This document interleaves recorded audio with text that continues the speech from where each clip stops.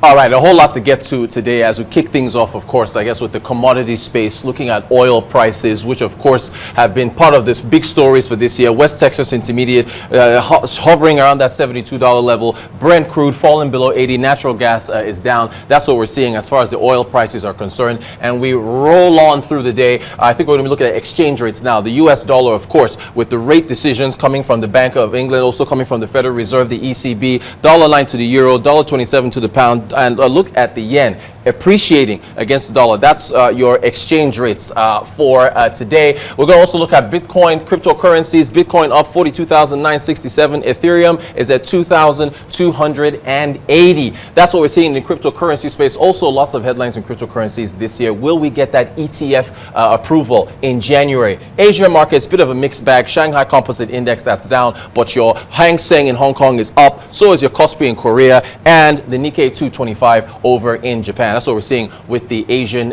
indexes today. European equities is still bullish. Of course, there's still warnings from the Bank of England and the ECB that, hey, listen, inflation still might be high. So they, of course, were diverging a bit from the US Fed. Euro Stock 600, FTSE 100 in the UK, the DAX over in Germany, CAC 40 over in France. We're in bullish territory, but there's still a long way to go as far as the markets are concerned for today. So that's European equities. And we roll on looking at this big news now. Intel, their new AI Everywhere event in New York City yesterday, unveiling this Gaudi i3 chip that's going to compete with NVIDIA and AMD. NVIDIA, they've got the H100. AMD has, this is not out yet, but it's going to be coming up soon, the MI300X. And they're saying that Gaudi is going to be launched in 2024. So the chip wars, as we said, they are heating up. So that's what's coming out from Intel. So that's over in the AI space. And we move right along and look at the electric vehicle space. Or rather, this is actually, before we get to the electric vehicle space, important quote here from the CEO of Intel, Pat Gelsinger. He says, we've been seeing the excitement with generative AI, the star of the show of 2023, undoubtedly. We think the AI PC will be the star of the show for the upcoming year. So they're making bets on processing chips for personal computers. They're going to be putting that out as well. So lots to look forward to in 2014. That's from Pat Gelsinger, who of course is the CEO over at Intel. All right, so now we're going to get to the electric vehicle space. Zeekr, which of course is the premium division of Geely. They, of course, are coming out with a 15-minute battery that is going to, well, either a 15-minute battery charge. A new battery, lithium iron phosphate, that has been unveiled, and it's supposed to be able to charge a vehicle in 15 minutes and get about a 500-kilometer driving range. That's what we're seeing from Zeekr, the premium division of Geely. This, of course, is in China, so lots of competition in the electric vehicle space. Don't forget that the European Union has been accusing China of flooding their market with subsidies to boost their market share for their vehicles. Speaking of electric vehicles, Nuevo Leon in northern Mexico, they have given $153 million in incentives over to Tesla for Elon Musk to build his new gigafactory. So that's going to be coming up, of course. An existing gigafactory is already in Austin, Texas, of course, so they're going to be getting him to come over there and build that new gigafactory. And speaking of which, Elon Musk, $100 million in seed money for his new university, according to tax filings that have been seen by a number of media sources. So Elon Musk, he's everywhere. He's in space, electric vehicles. He's starting a new technology university. So that's what we're seeing with Elon Musk. Now, Jumia Foods, of course, the big news, shutting down across Africa, closing their footprints across these 7 nations: Morocco, Kenya, Ivory Coast, Algeria, Nigeria, Tunisia, Uganda, already closed in Ghana, Egypt. They're saying that the unit economics just doesn't work. So that's Jumia Foods, unfortunately, a division that has not been profitable at all. Part of Jumia Technologies, not been profitable, too much competition. They are winding down. They want to focus on physical goods. That's what we're seeing from Jumia. And then ShopRite, of course, over in Nigeria, exiting Kano State because of competition and some other issues that they're facing, their unit economics of doing their jobs over there.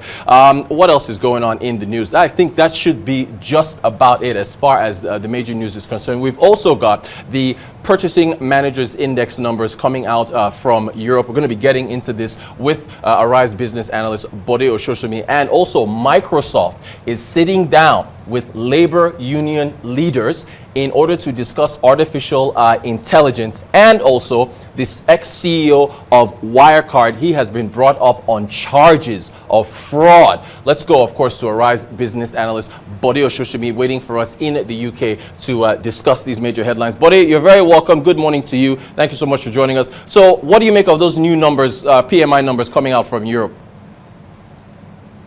Well, the numbers confirmed what we thought we would see. The PMI estimates inched up for manufacturing, but just barely, still less than forecast. It came out at 43.1 for Germany in December, less than forecast of 43.2. So there's a sharp contraction in the manufacturing sector as demand continues to be hurt by weak customer appetite, the uncertainty in the geopolitics and high interest rates. The challenge of weak underlying demand seems to be persisting, and we are seeing downturns in terms of new business and backlogs of work. However, the survey showed a softening in terms of the rate of contraction, but there is a positive note there. The report in December for Germany saw a third straight monthly improvement in business expectations for output in the year ahead. Sentiment in manufacturing returned to positive territory for the first time in 8 months. For Europe, we also got a similar trend, 44.2 manufacturing PMI, again behind expectations. According to Dr. Cyrus de la Rubia, he's the chief economist at Hamburg Commercial Bank. He said once again the figures painted this heartening picture as the Eurozone economy fails to display any distinct signs of recovery. The services sector slightly better. And I think that was because of the reduced inflation bolstering the purchasing power of private households, and that tends to impact the more consumer-driven service sector earlier. The UK bucked the trend. We also got the PMI numbers coming in the sense that even though UK manufacturing PMI still fell to 46.4, missing estimates. If you look at services PMI spiked to 52.7 in December. That's a big beat. Also a 6-month high, and when you compare with 50.9 in November and 51.0 market forecast, both ECB and BOE, as you know, say it's too early to expect interest rate cuts early in 2024, despite these very weak numbers. But I guess they still are waiting more macroeconomic data to confirm if inflation is still sticky or if it's beginning to go down more clearly. But I want to get your thoughts on the Microsoft and the decision to sit down with labor unions. Of course, you reported, a lot on what happened with the other American car makers. What do you make of this decision from Microsoft? Well, indeed, in technology, I can see a lot of the companies are touting advances in one area or the other. You just spoke about Intel, Nvidia. They've all been saying all the wonderful things they are doing. But I think the smart thing is to extensively engage staff ahead of this revolution that is going to come. It definitely cannot come at the expense of staff morale. And there could be opportunities for proactively retooling staff as they potentially assume completely new roles. Brad Smith, he's the vice chair, president of Microsoft. He said this was on Monday when this news broke, that by working directly with labor leaders, Microsoft can help ensure that AI also serves the country's workers. The new alliance is in 3 areas. One, they want to share information with labor leaders on trends. They want to incorporate workers' perspectives into the development of AI technology, and they want to help shape public policy that supports tech skills and needs of frontline workers. And they're going to introduce a lot of training sessions for workers and students on the latest developments around AI. I think this is critical because for AI to succeed, it has to connect with customers and drive better productivity. It just can't be capabilities pushed at the market. And one tends to underestimate the contribution of the less technically savvy staff, especially those with frontline customers, with contact with customers. They know what customers want, and they can have a lot of valuable input in getting it right. So even though recent polls say 70% expect AI to displace workers, the winners are, I think, more proactive in managing the possible adverse reactions of labor as this revolution accelerates in 2024.